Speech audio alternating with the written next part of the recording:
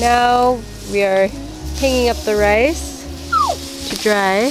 There's already dried rice.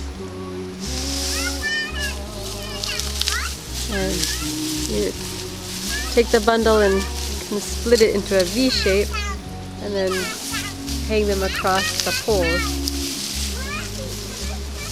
These are the poles. You can see the poles. Well, we're also hanging egoma. Straight poles, sideways poles, and then some support poles at angles. These are our neighbors. It's called a hasa. This is our hasa.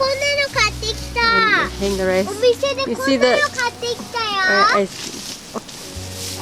and hang the nice fresh green rice up, and then it becomes nice dry rice.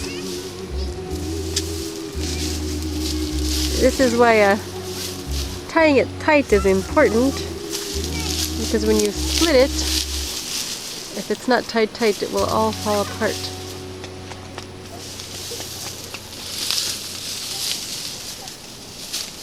You see the tie there?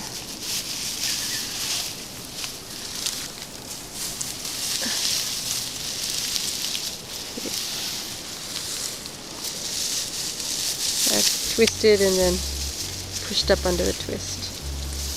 Nice and tight.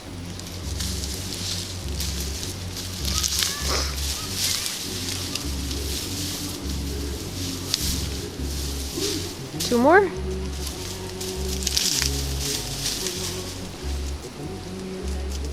And once it's all dry, it'll be ready for threshing. Finished.